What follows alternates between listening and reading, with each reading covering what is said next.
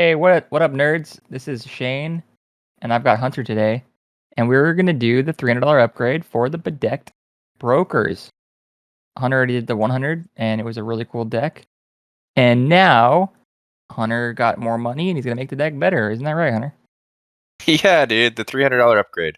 So we're going a little bit over the quote budget upgrade limit. Oh, are you now? Sure I am. Well, just for a quick reminder for everyone at home, I guess we can go over quickly the face commander you're using for your deck, yeah?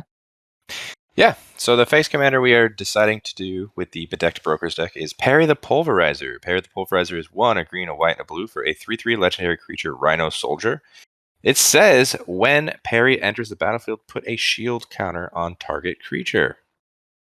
And whenever Perrie attacks, target creature you control gains trample and gets +X until end of turn, where X is the number of different kinds of counters among permanents you control. So essentially what we're doing with the deck is we are trying to make just a variety of different kinds of counters on all of our different permanents. That's including artifacts, enchantments, lands, creatures, you name it. We're putting different kinds of counters on stuff to make this huge, basically a Voltron type thing. We put the pants on. One dude, swing in, win the game. Probably Perrie himself because of commander damage. I like it. So you're just gonna be from the 100 list. You just grabbed a bunch of like weird counters I've never seen in my life, and now you're just gonna add to it. I'm guessing. So Yep. right on, man. Well, I guess let's jump right into the additions, and you can talk about your 100 editions and your 300 editions. I guess let's get into it.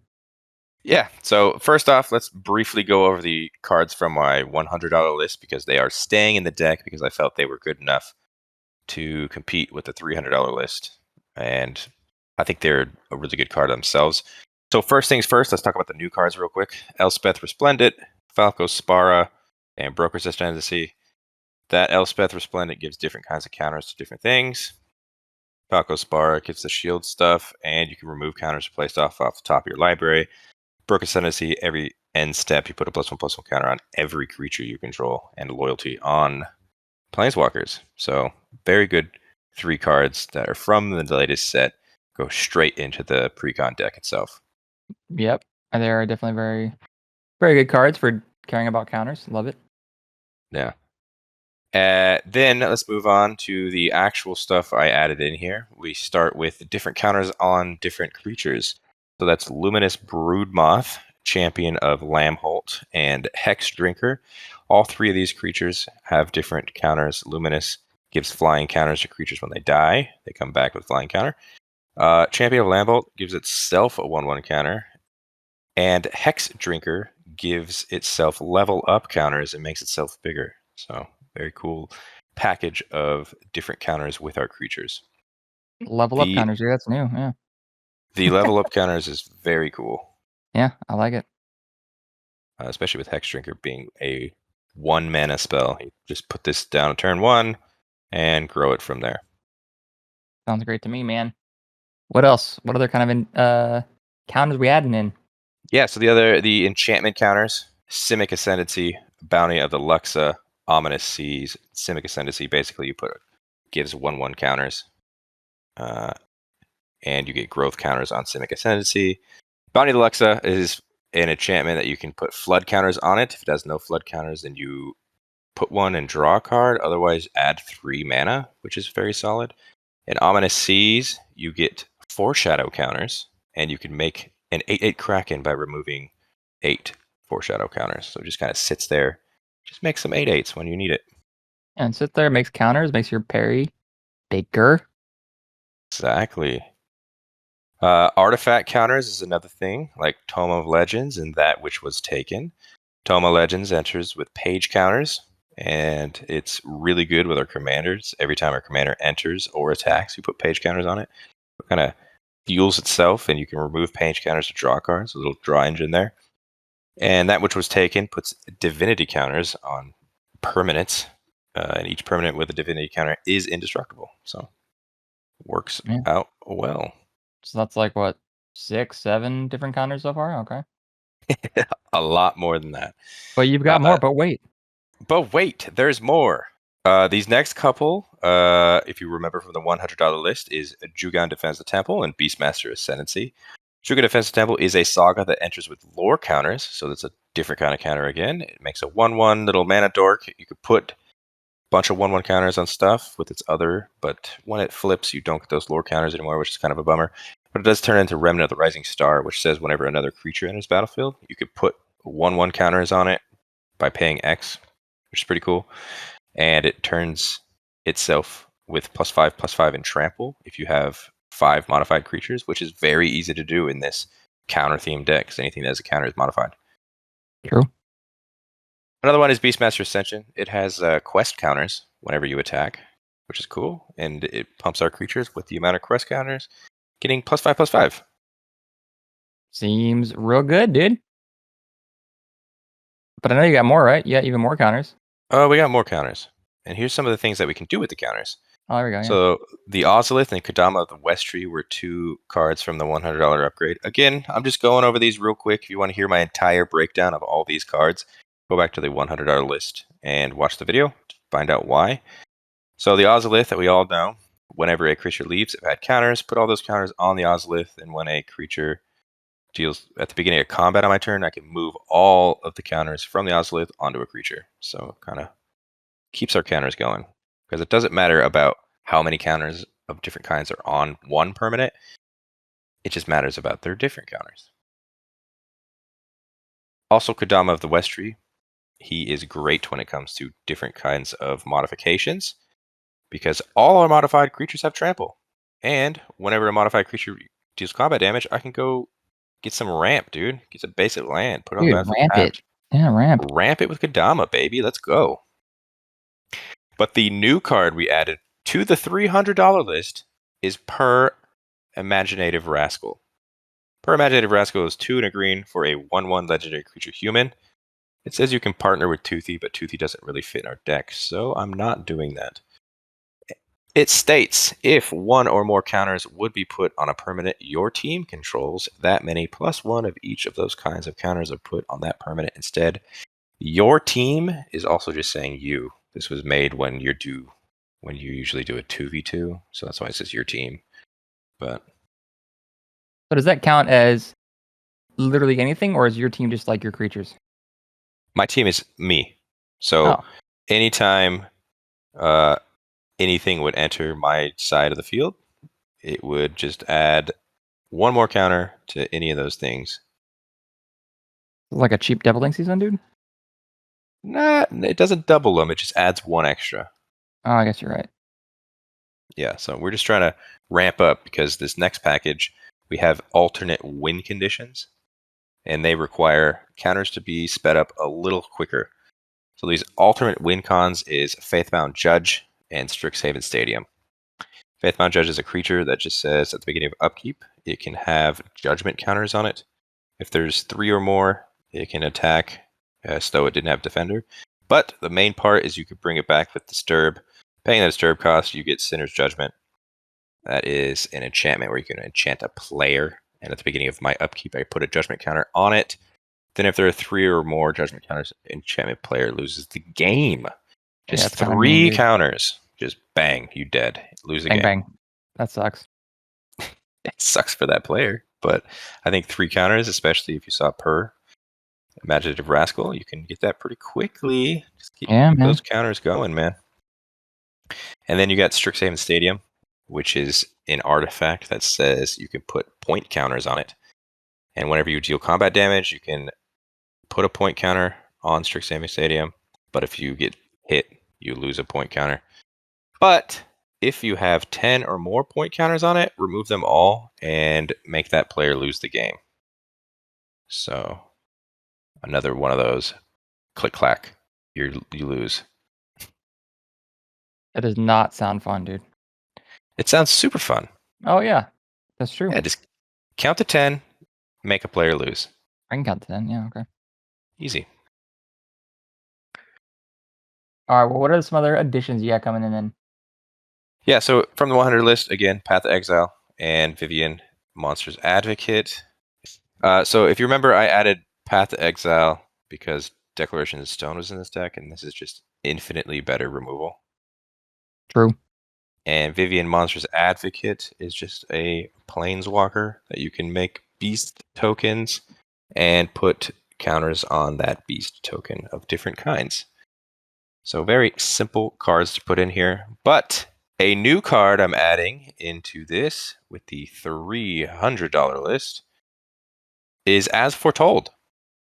As Foretold is 2 and a blue for an enchantment. It says at the beginning of your upkeep, put a time counter on As Foretold. It says once each turn, you may pay 0 rather than pay the mana cost for a spell you cast with converted mana cost X or less, where X is the number of time counters on As Foretold. So eventually, once this gets going high enough, all my stuff's just going to come in for free. It's kind of mean, dude. And you get foretold counters. Yep, different kind of counter. And just cast stuff for free. Seems pretty Nice. good. So yeah, that was all the cards from the 100 and a little bit from the 300 there you saw. But we are adding more into this 300. Well, So I'm excited to see what the new ones are then, dude. Let's go. yeah, so bigger is better. Not only do we want to have a lot of counters on stuff, or different kinds of counters, but I figured we need a little bit more damage instead. We need like a different kind of way of doing stuff. So another one is Vorinclex Monstrous Raider. That's going in here. That's 4 and 2 green. That's a 6/6 legendary creature. Phyrexian Praetor. It's got Trample and Haste. It says if you would put one or more counters on a permanent or player, put twice that many of each of those counters on that permanent or player instead. And if an opponent would put one or more counters on a permanent or player, they put half that many of each of those kinds of counters on that permanent or player instead, rounded down. So essentially, every time we're putting counters on stuff, we're doubling it. Your opponents get nothing. And your opponents Well, half, I potentially guess. get nothing. Yeah. They'd put one, they get nothing. Yeah, true. But Strixhaven Stadium and the Sinner's Judgment with Monstrous Raider, pretty mean combination. You can really kill people very quickly with this stuff. That's And something, we also dude. Oh. and we also just have a package in here that not only does the different kinds of counters, but we just have basic old 1/1 counters. You know? So Mhm. we make big creatures. We go boom. Oh, Exactly. that's a scientific word, I think, for it. Yeah. Big creatures go boom. Got it. Another one we are adding is Intrepid Adversary. Intrepid Adversary is in standard at the moment, but it is 1 and a white for a 3/1 creature human scout with lifelink. It says when Intrepid Adversary enters the battlefield, you may pay 1 and a white any number of times. When you pay this cost 1 or more times, put that many Valor counters on Intrepid Adversary. Creatures you control get +1/+1 for each Valor counter on Intrepid Adversary.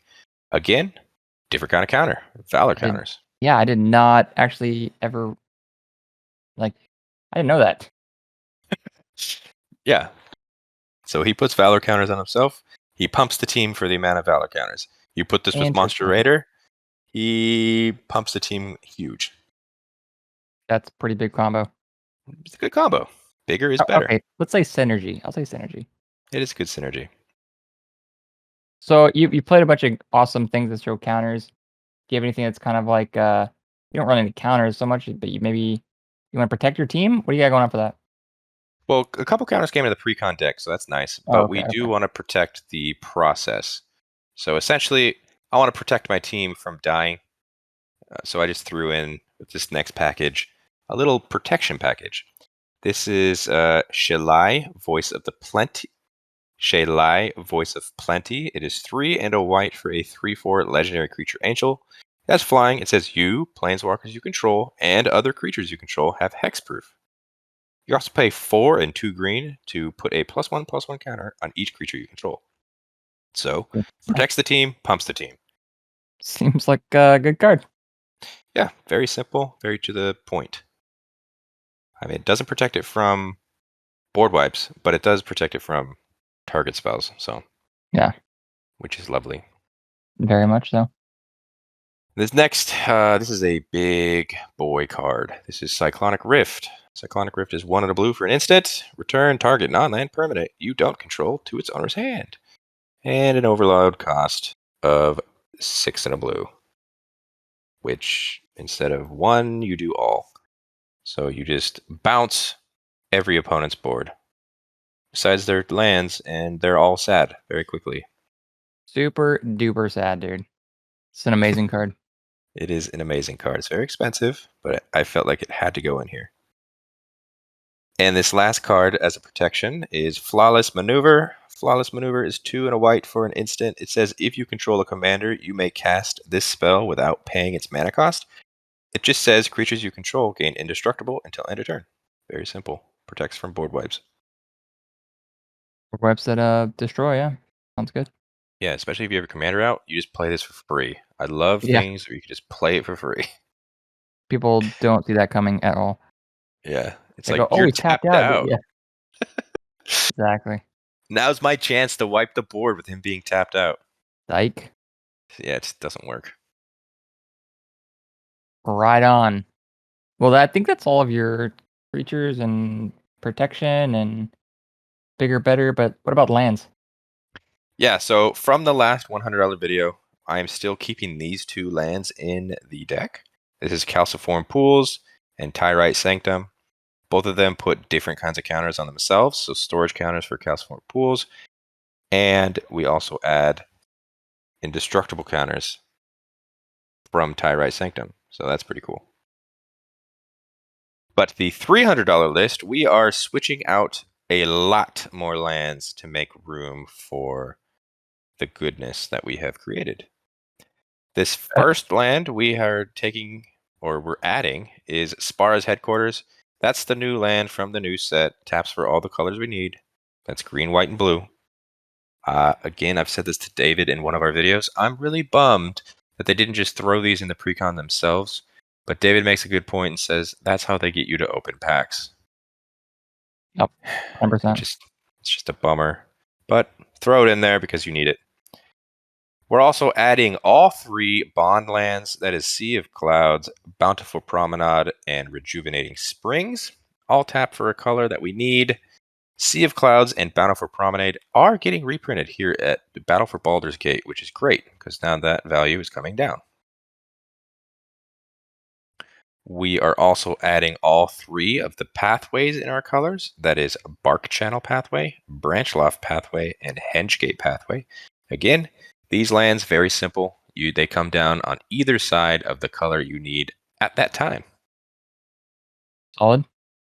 And the last 2 lands that we are adding into this deck, well, some good old shock lands. Is Hollowed Fountain and Breeding Pool. Can't go wrong with them, dude. Simple and to the point. Get stuff done very quickly, because not only are the shock lands great, but they are also considered a named land. So like Breeding Pool, for example, is a forest island.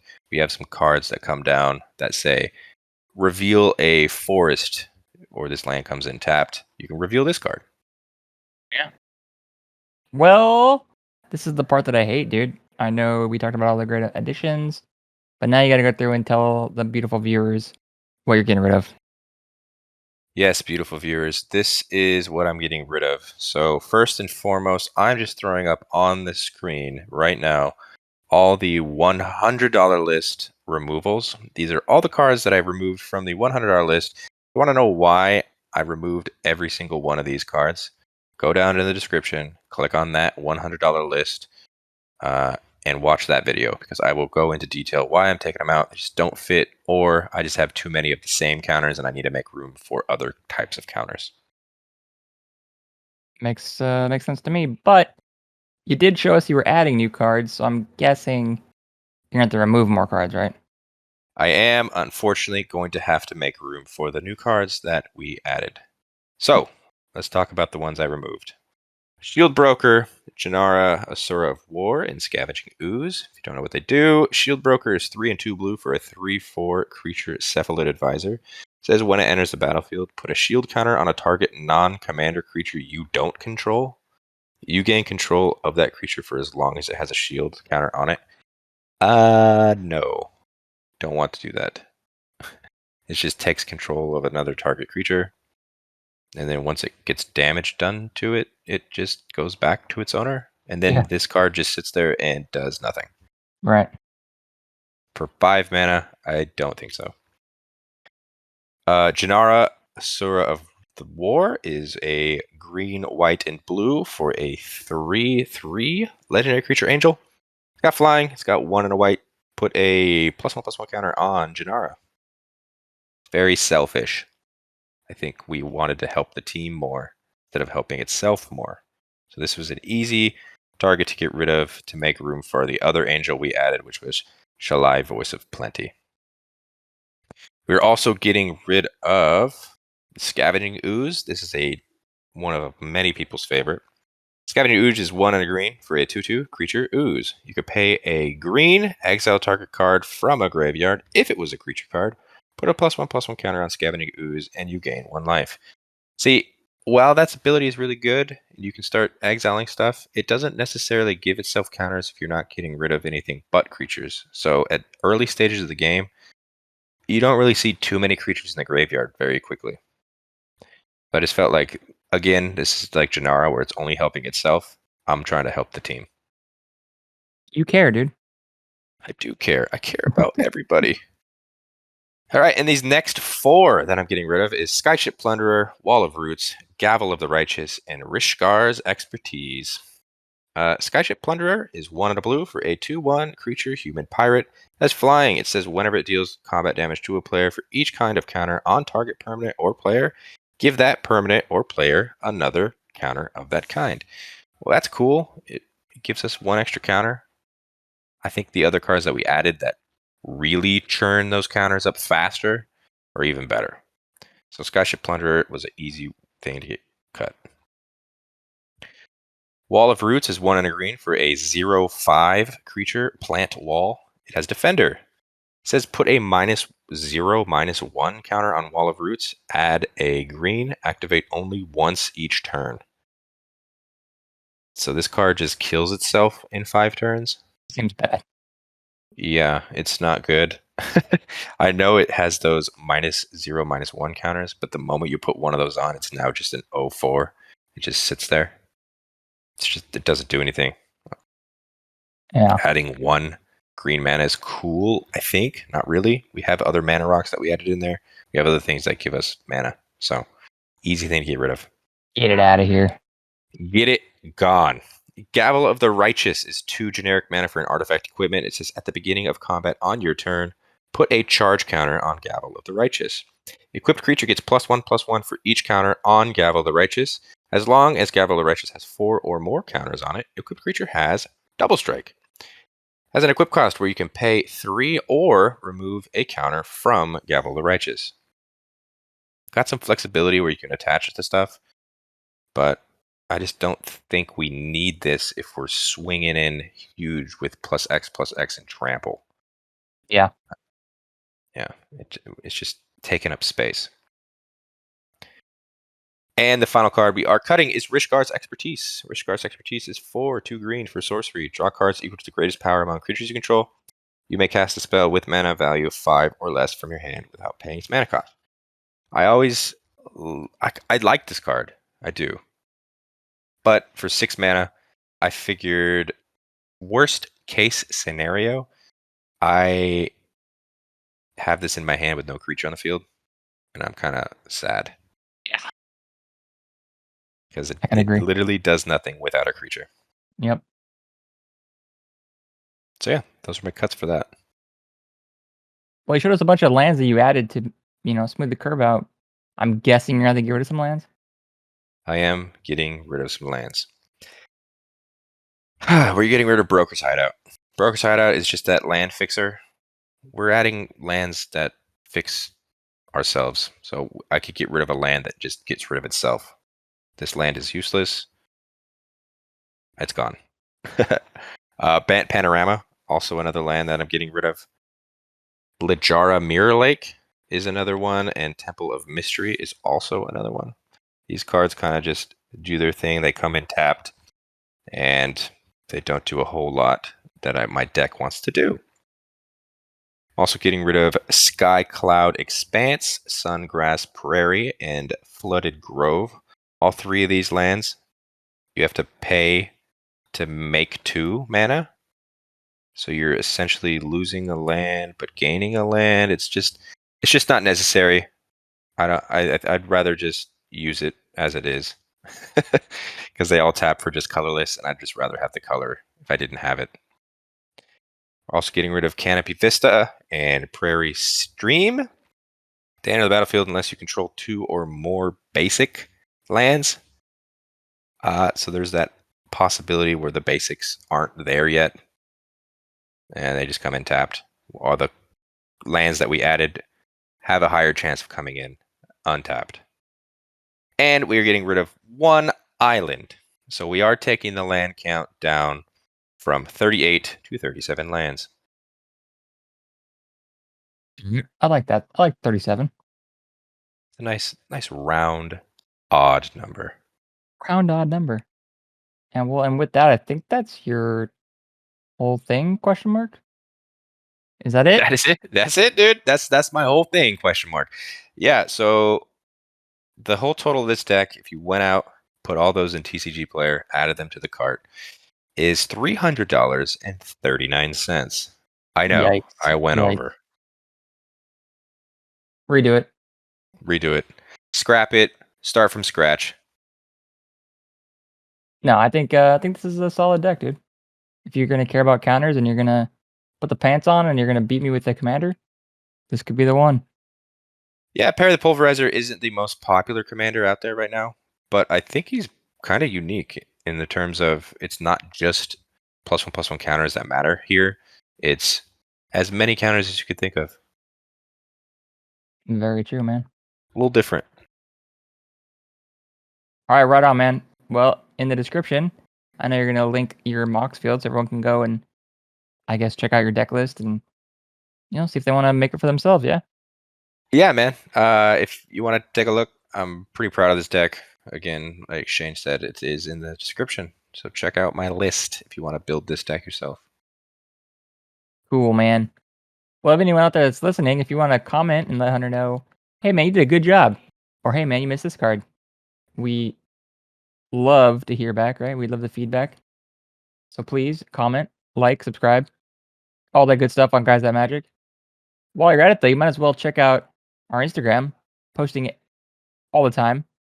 That is at Guys That Magic, and our Twitter, which is also at Guys That Magic.